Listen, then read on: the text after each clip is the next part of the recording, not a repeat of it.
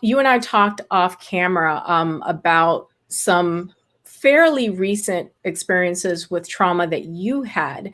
To the extent that you feel comfortable, would you share that with the audience, please? Yeah, I will.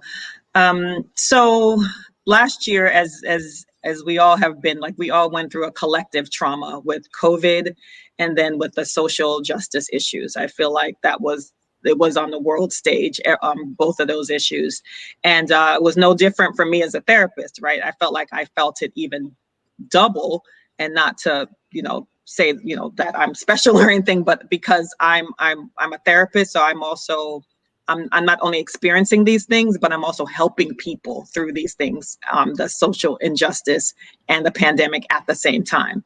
And so when the May 25th, I think, when George Floyd was murdered, and then what happened afterwards with the protest, and just the way it was being handled on the federal level, it it it traumatized me, because, as I mentioned earlier, I have two African American children, boys, and so it was one of those things where I started to notice in myself, like, I was lacking motivation at that time. I was finishing my PhD program, or in the midst of it, and I felt like I just didn't want to do the work. I would get up and I'd like look at my computer, stare at my computer actually, and I just wasn't feeling it. I was like, it was literally too much to handle. And the news, I tried to turn off the news, but then you have your phone, so something pops up on your phone. Right.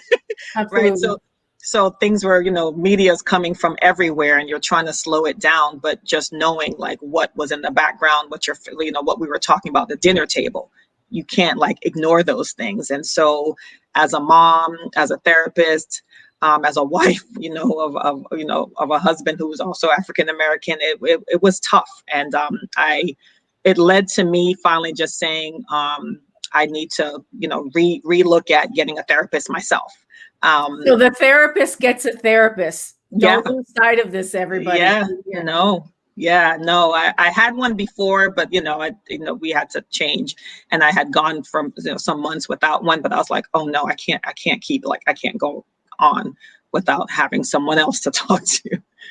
And thank you for sharing your story. I really appreciate that.